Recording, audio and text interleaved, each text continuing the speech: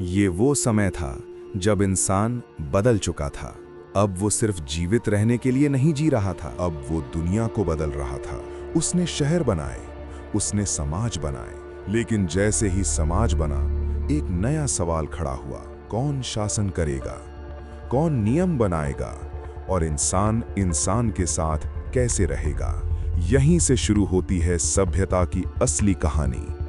एक ऐसी कहानी जहां शक्ति भी है और व्यवस्था भी, जहां निर्माण भी है और संघर्ष भी।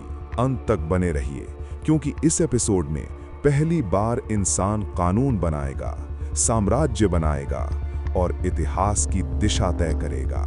ऐसी ही इंटरेस्टिंग और माइंड ब्लोइंग डॉक्यूमेंट्री के लिए अभी चैनल को सब्सक्राइब करो। भाग 1, पहला साम्राज्य। कृषि ने इंसान को बसाया, बसने से शहर बने और शहरों ने जन्म दिया शक्ति को। जब लोग एक जगह रहने लगे तो संसाधन बढ़े, जनसंख्या बढ़ी और फिर शक्ति की चाह भी बढ़ी। लगभग 2300 ईसा पूर्व एक व्यक्ति ने इस शक्ति को समझा। उसका नाम था सरगोन, अक्काड का शासक। उसने सिर्फ अपने शहर तक खुद को सीमित नहीं रखा, उसने आसपास के सभी सुमेरियन शहरों को जीतना शुरू किया। एक एक करके शहर उसके अधीन आते गए और फिर पहली बार दुनिया ने देखा एक विशाल साम्राज्य, जहां अलग अलग शहर एक ही शासक के नियंत्रण में थे। ये एक नया विचार था। अब शक्ति सिर्फ स्थानीय नहीं रही, अब शक्ति केंद्रीकृत हो गई। अब आदेश एक जगह से आते थे और दूर दूर तक पालन किए जाते थे। यहीं से शुरू हुआ साम्राज्यों का युग। भाग 2, सिंधु घाटी की उन्नत सभ्यता। इसी समय दुनिया के दूसरे हिस्से में एक और अद्भुत सभ्यता विकसित हो रही थी, सिंधु घाटी सभ्यता। आज के भारत और पाकिस्तान के क्षेत्र में ये सभ्यता अपने समय से बहुत आगे थी। यहाँ के शहर योजना बनाकर बनाए गए थे, सीधी सड़कें, समान आकार के घर, हर चीज में एक व्यवस्था थी। लेकिन सबसे अद्भुत चीज थी उनकी जल निकासी प्रणाली। हर घर में शौचालय था और हर शौचालय एक पाइप से जुड़ा था जो गंदे पानी को नीचे बनी नालियों में ले जाता था। ये नालियां ढकी हुई थीं, गंदा पानी शहर से बाहर चला जाता था। इससे बीमारियां कम होती थीं, शहर साफ रहता था। सोचिए, जब दुनिया के कई हिस्सों में लोग बुनियादी सुविधाओं के लिए संघर्ष कर रहे थे, तब ये सभ्यता स्वच्छता और इंजीनियरिंग में इतनी आगे थी। ये सिर्फ एक सभ्यता नहीं थी, ये व्यवस्था का एक उदाहरण थी।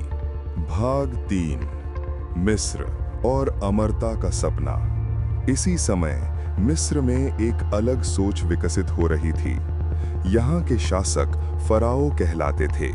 वे खुद को देवताओं का प्रतिनिधि मानते थे। उनका विश्वास था कि मृत्यु अंत नहीं है, मृत्यु के बाद भी जीवन है। और इस विश्वास ने जन्म दिया पिरामिडों को, विशाल संरचनाएं जो आज भी खड़ी हैं। फराओ अपने शरीर को ममी बनवाते थे ताकि उनका शरीर सुरक्षित रहे और उनकी आत्मा परलोक में भी जीवित रह सके। पिरामिडों के अंदर खजाने रखे जाते थे, भोजन रखा जाता था ताकि फराओ मृत्यु के बाद भी राज कर सके। ये केवल निर्माण नहीं था, ये विश्वास था, अमर होने का सपना। भाग 4, कानून का जन्म। जैसे जैसे समाज जटिल होता गया, एक समस्या सामने आई। अगर कोई नियम न हो तो अराजकता फैल जाएगी। लगभग 1750 ईसा पूर्व बेबीलोन के राजा हम्मुराबी ने इतिहास में पहली बार लिखित कानून बनाए। उसने 282 कानूनों का एक सेट तैयार किया। इन्हें एक बड़े पत्थर पर लिखा गया ताकि हर कोई देख सके और जान सके कि सही क्या है और गलत क्या। इन कानूनों में सजा स्पष्ट थी। अगर कोई अपराध करता है तो उसकी सजा तय है, आंख के बदले आंख, हड्डी के बदले हड्डी। लेकिन ये बराबरी का समाज नहीं था। हर व्यक्ति की कीमत उसकी स्थिति से तय होती थी। अमीर की कीमत ज्यादा थी, गरीब की कम और दास की सबसे कम। फिर भी ये एक महत्वपूर्ण कदम था। पहली बार समाज नियमों पर चल रहा था। भाग 5, युद्ध और शांति। जैसे जैसे सभ्यताएं बढ़ी, संघर्ष भी बढ़ा। हित्ती साम्राज्य उभरा जो युद्ध और धातु में कुशल था। मिस्र भी शक्तिशाली था। इन दोनों के बीच टकराव हुआ, कादेश का युद्ध। दो बड़ी शक्तियां आमने सामने थीं। लड़ाई हुई, भयंकर हुई, लेकिन कोई स्पष्ट विजेता नहीं था। और फिर कुछ नया हुआ।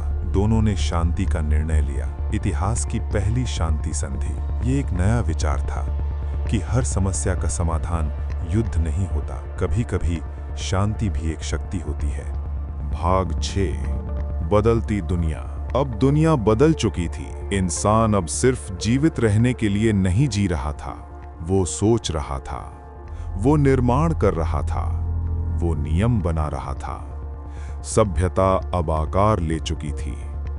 अब समाज था, अब कानून थे, अब साम्राज्य थे और अब इतिहास तेजी से आगे बढ़ने वाला था। ये तो सिर्फ शुरुआत थी। अब आने वाले समय में इंसान सिर्फ शहर और कानून नहीं बनाएगा, वो विचार बनाएगा, वो दर्शन बनाएगा, वो ये समझने की कोशिश करेगा कि सही जीवन क्या है। अगले एपिसोड में हम देखेंगे दर्शन, विचार और महान साम्राज्यों का उदय, जहां इंसान पहली बार अपने अस्तित्व को समझने की कोशिश करेगा। कहानी अब और गहरी होने वाली है।